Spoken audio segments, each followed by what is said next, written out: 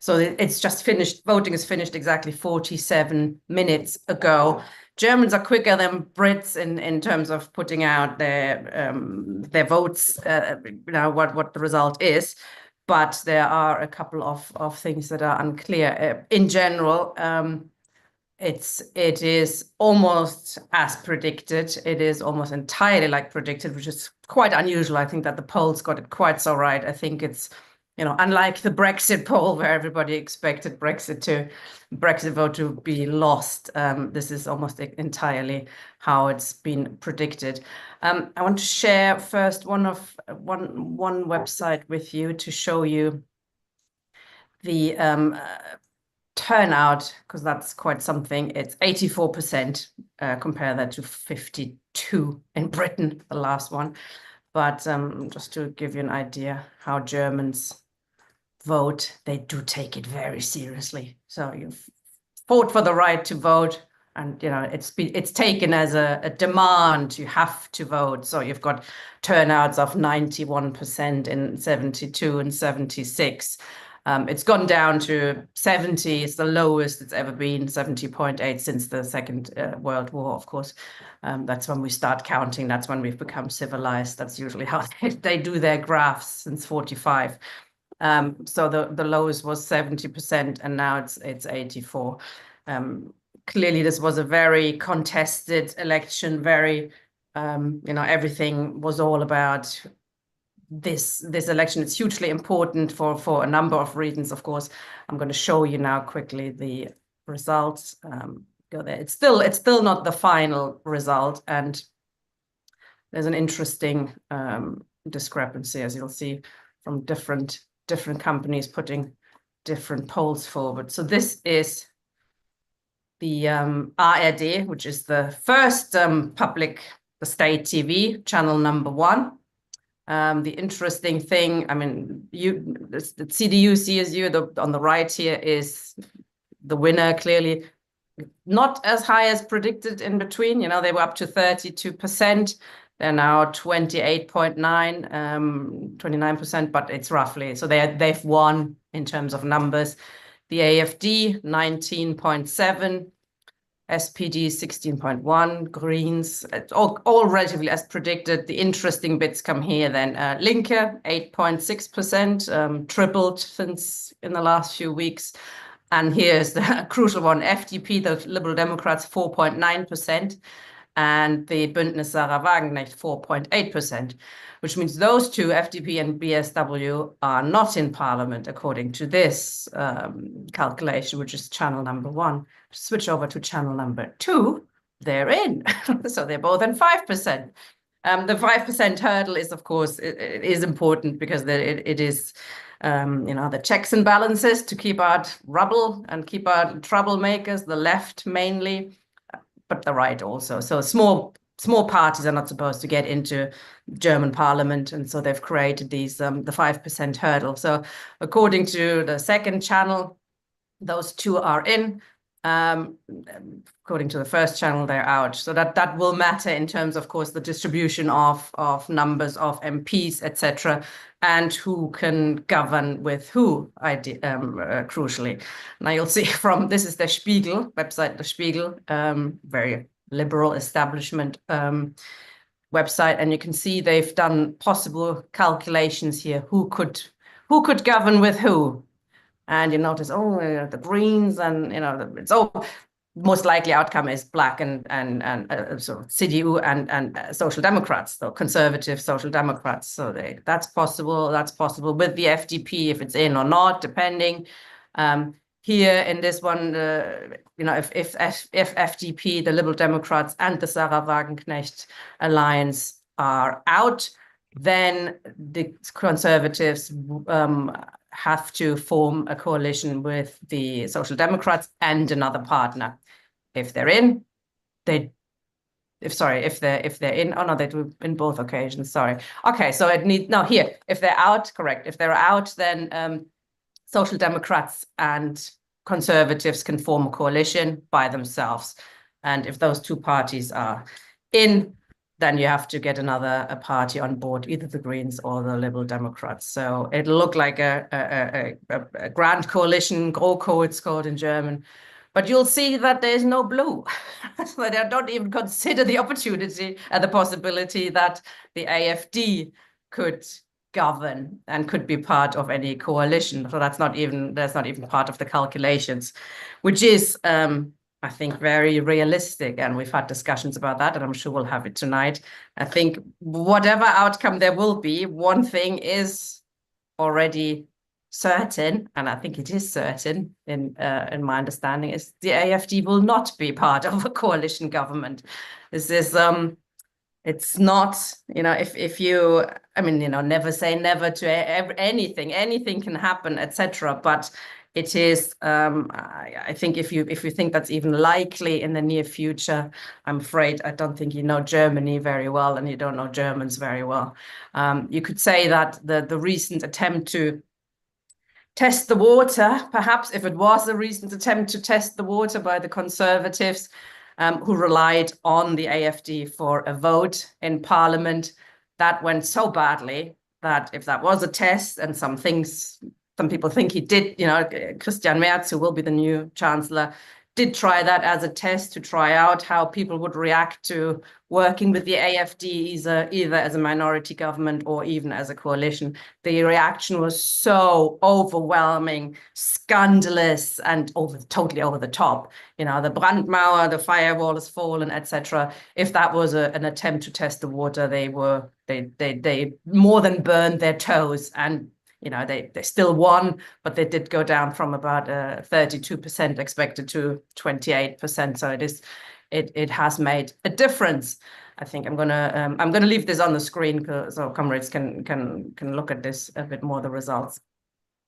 In general, this is I should say one other thing, that things could also change a bit more, even more than this, because complicated German electoral system means and some little parties are trying to do this. They're trying to win 3 directly elected seats, directly elected MPs. If they are successful, the small parties, in getting 3 MPs directly elected in their constituencies by having a majority, then all the numbers for that particular party would be counted, and the 5% hurdle is not necessary. So there is even a possibility that the BSW, the Sarah Wagenknecht alliance, might get in, even if they don't jump the 5% hurdle. That's how the Linke Party got into parliament last year. There's also a right-wing party, Freie Wähler, free voters. They have tried and specifically to get into parliament that way, because they know they're not going to get the 5%. There's also been a radical reform of the electoral system. The number of MPs have been dramatically cut from over 730 to 630. So if you see figures that say minus so-and-so MPs, you have to keep that in mind. That doesn't necessarily mean anything. In general, this was not a happy election, to put it mildly. It was one dominated by pessimism, by people being very worried, when you ask them, when they're asked in polls, are you happy about how things are going? And it's a very negative mood in the country. It's a negative atmosphere. The AfD, although it will not be in government, the Daily Telegraph had a commentary as the editorial where they're saying at least for 10 years they won't be in government. I think that's pushing it a bit. But I do think, in or out, to be honest, it hardly matters. The AfD is the real winner, because they have moved politics to the right massively over the last 12 months. Every single party, bar Die Linke, has moved to the right, particularly on the issue on migration. We've had articles in the Weekly Worker on that. The famous Brandmauer, the firewall, has been plucked out of the ground and has been moved to the right by miles, and every party has tagged along. This is, the attempt to manage migration is, and that's just an aside, is from capitalism's point of view, of course, entirely irrational as a system. It needs cheap labor, it needs migration, particularly in a country with such a negative birth rate. So German economy, German capitalism does need migrations. But populism and electoralism trumps that, and individual capitalists and individual petty bourgeois, especially, they have jumped onto that anti-migration bandwagon for sure. The Donald Trump and Elon Musk certainly have tried to influence things, and I think they actually have, but perhaps not in the way that seems obvious at first. I think what it has done, that they've sanctioned the AfD, if you will. They've made it into trying to make them part of the establishment, etc. That's not happened in Germany. And just because Trump says you can go with the AfD, I like them, does not mean that German politicians will do so. As I mentioned earlier on, it's just not on the agenda at the moment at all.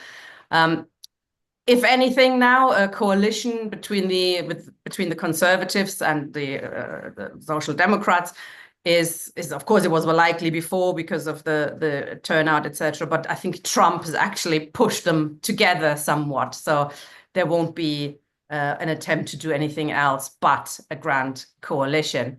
I think they've both been understanding, both parties, the Conservatives and the Social Democrats, understand why Trump is pushing for the AfD. It's aimed at weakening the European Union. The AfD wants out of European Union. It wants to abolish the euro, etc. And Trump has been very keen on making Europe weak again. Of course, using the opposite word, making Europe great again. But actually, it's an attempt to hold off the decline of US-led imperialism and reformulate US hegemony.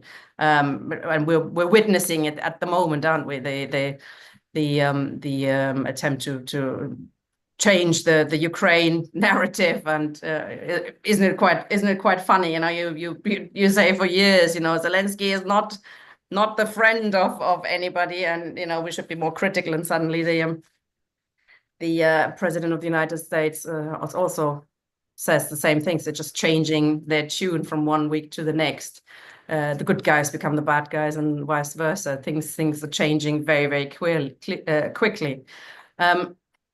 Both parties, both the Social Democrats and the Christian Democrats, have used the last few days of the election campaign really to gently put two fingers up to Trump when it comes to Ukraine war. They're both blowing from the same trumpet. We're going to support Ukraine. We're going to carry on being the biggest financial and military supporter in Europe. We continue to support Zelensky, to the end, etc. It's bluster mainly, I suspect, and won't last very long. But dear God, did Germany go through hell to support Zelensky alongside Joe Biden? And, the people are very aware of that in Germany, pumping billions into Ukraine at the expense of the German economy, forgoing cheap gas from Russia, watching on, not saying a peep as the CIA sanctioned bombing of Nord Stream pipeline, coupled with higher interest rates, falling demand for its exports, etc., which will get worse when it comes to the tariffs, etc. Since COVID, a quarter of a million manufacturing jobs have been lost. The recession is not just likely; it seems to be now almost a certainty. It's defined as a negative GDP in 2 consecutive quarters. And still, Olaf Scholz, last few days, the old chancellor, used the last few days of the election campaign to promise that we'll support Ukraine, will even break the famous Schuldenbremse, which is an attempt, it's in the constitution that you have to balance the books. Madness, of course, but it was in the constitution. And now we're going to break it to support Ukraine. So this is a poll distinguished, the first poll, the first election since what it really is turning out to be a new era, isn't it? Where the transatlantic alliance is being broken apart, where the response now of Germany, powerhouse of Europe, to Trump's attempts to weaken the EU, the response of Germany will be crucial. Both the Conservatives and the SPD are united, and I think that's why they will be having no problem forming a grand coalition, united in, saying at least they want to make the European Union as strong as possible, to stand up to Trump, but also to Russia and China. Will they do it though properly? Well, we know, we've discussed it before, if they really were to stand up, they'd have to discuss things like a proper joint army, a joint government, etc. I think for the time being that ship has probably sailed, but it might be revived, that effort that was interrupted previously in the face of Trumpian tariffs and threats. So just like Trump has pushed the Conservatives and the SPD together, maybe he pushes Europe forward, unintended consequence or something. In any case, the era of Friedrich Merz, I think I called him Christian earlier, sorry, Friedrich Merz, the new chancellor, would be very difficult to the very relatively comfy chancellorship of Angela Merkel and Helmut Kohl before that. This will be a very hostile in terms of migration, but it will also be very, very interesting to see what they're doing about Europe. This will be the main thing on the agenda now, and Ukraine, of course. So the weakening economy and the support for what looks now an entirely pointless war in Ukraine are, of course, a crucial part of why the AfD has done so well. And just quickly wanted to look at that. Yes, on the surface about migration, and that was certainly the last, bar the last few days since Trump, the weeks before that, the months before that, were all about migration.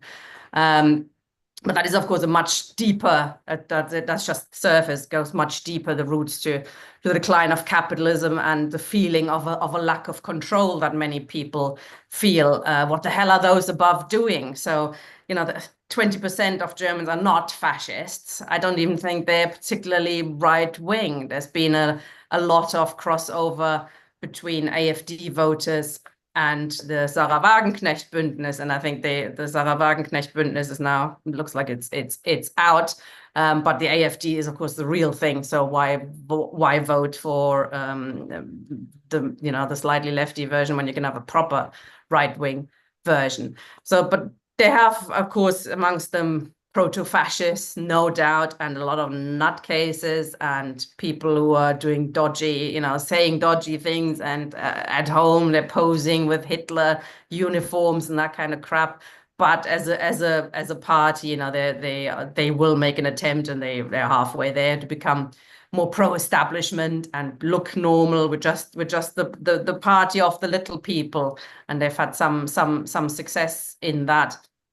It's not, I don't think it's fascism. I know we've had a discussion earlier today in another meeting about, is fascism really, can you still define it in the way that we defined it in the 30s? Is it really just about, an unresolved revolutionary situation with, do you need to have a strong working class movement that needs to be crushed in order to have fascism? Is fascism really needed to resolve that revolutionary situation? Is it really when the old ruling class cannot rule anymore? I'm sure. I mean, Trump, nobody's opposing him. There's nothing challenging his whatever he wants to do, he's going to do now. There's certainly no working class standing up to that, and yet, of course, this right-wing character, right-wing populism, not just with Trump but throughout Europe, certainly has a different character than what we've seen before. So it's quite right for us to look into this more. In any case, even if we call them fascists, not call them fascists, they are dangerous right-wing populists, and of course we stand up to them. But I think it's important to say that there's not 20% of Germans are fascists now, or even particularly right-wing extremists, etc. They often has to do, as I said, with the Ukraine war, which is clearly now been exposed as an absolute waste of money, human life, everything, and still they're pursuing it. Both the new government will be pursuing it for how long we'll see, but it's clear. It's not surprisingly that so many people will look at the government and think, what the hell are you doing? You're still pumping money into it. Well, I haven't got enough money to send my child to kindergarten, etc. Things like that has given rise to the AfD as well. There has been a huge debate, as comrades will know, about the so-called firewall, which in reality is nothing but an attempt to show that all good liberals stand up to the right, while at the same time, of course, they're implementing many of the policies exactly being put forward by the right, at least around migration.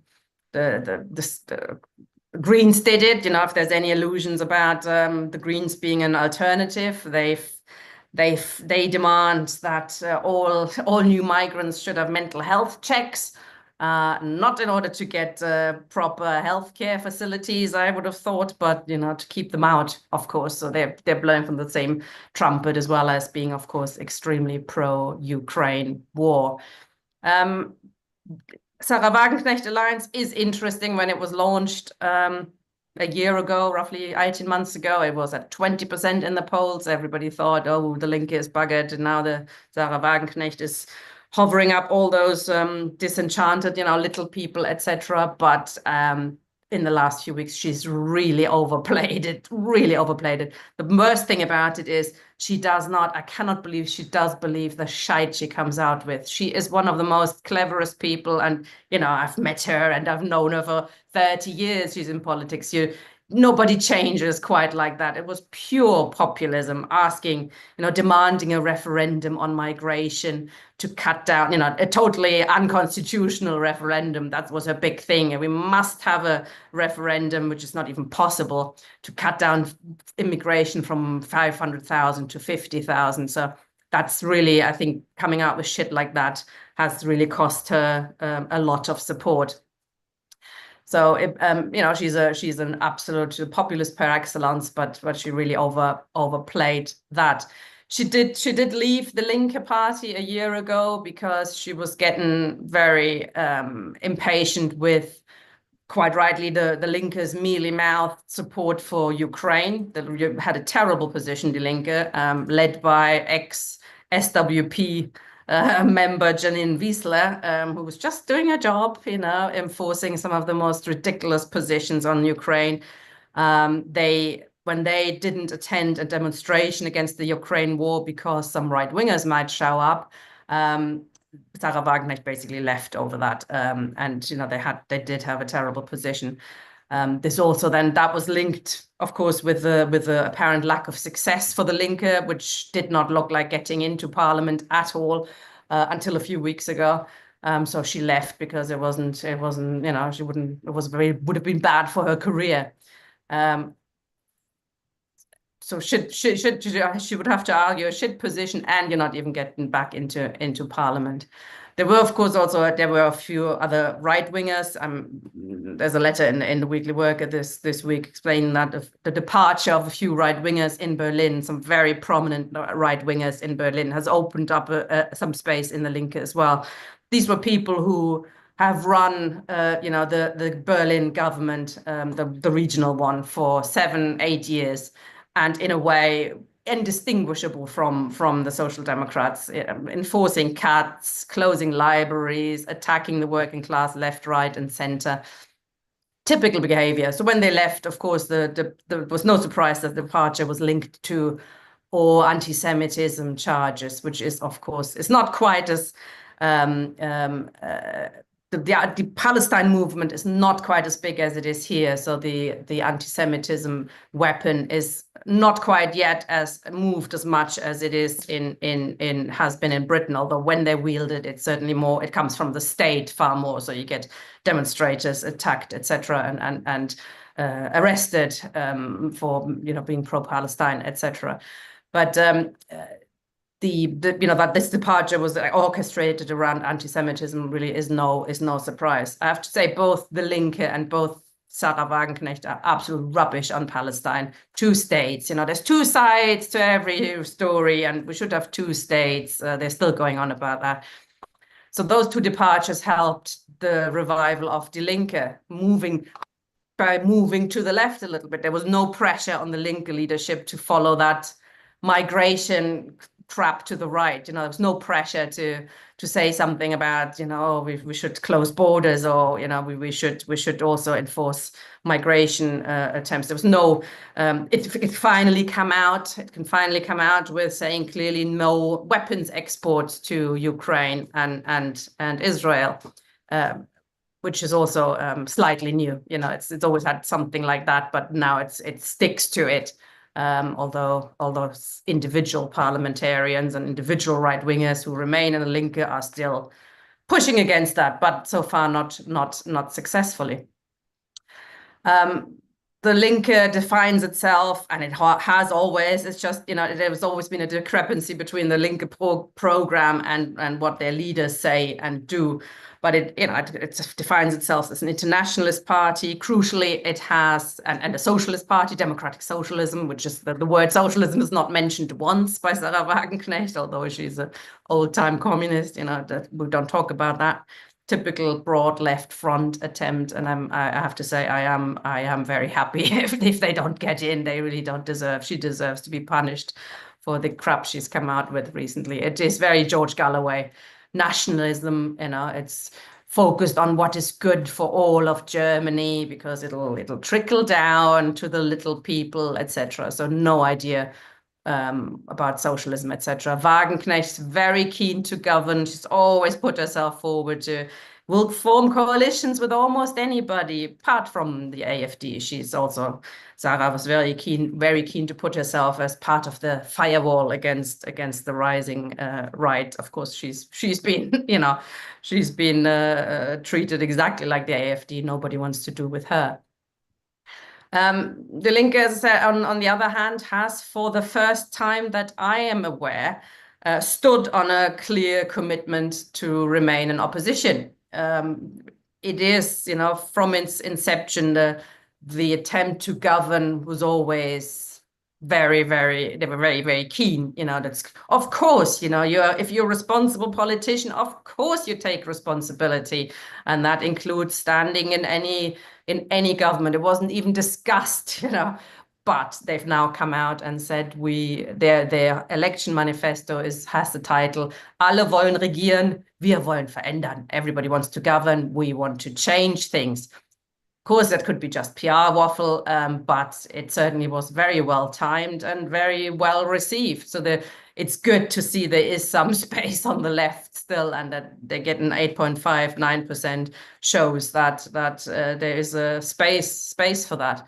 Funnily enough, by putting themselves forward as an opposition party for the first time, they've become potentially, and we've seen it in the Spiegel graphic, they've potentially become a potential coalition partner for the first time by saying we won't go into coalition.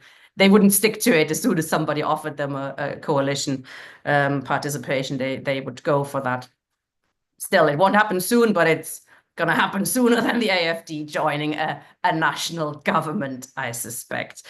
I just wanted to, let me just see if there's any updates. Since I last checked, no, it's still a question of, oops, hold on a second. Oh, where's it gone? Hold on a second, I'm just checking if we can see if FDP and ARD, no, it's still one. Channel 1 has Sarah Wagenknecht in and FDP out, and Channel 2 has them in. So I think that's one of the things we'll have to wait till tomorrow to see. Just one last thing I wanted to share quickly, because that's quite heartening, is here. The youth vote, and that's from beginning of February, a couple of weeks ago. So you can see between 18 and 29-year-olds, the picture is not great, but slightly better. So you've got the Greens. They're still, I really don't get it why, but they are still seen as a sort of left organization. I did my own polling of friends and comrades I know from before. Not so much comrades, but friends and colleagues. And Greens are top for them. They still, and for the reasons that they're left wing, that they are, taking climate change seriously, etc. And the issue of the war doesn't come into it for many people. But Linke, amongst lots of my friends' children, is the party they would vote for, and at 19%. Again, Sarah Wagenknecht Bündnis here at 4%. And you know why? It is a party of, trying to appeal to sort of older East German little people, but they, as said, why wouldn't they vote for the AfD instead, which is also pretty high at 17% amongst young people. So not a thoroughly positive picture, but slightly more positive than the national picture.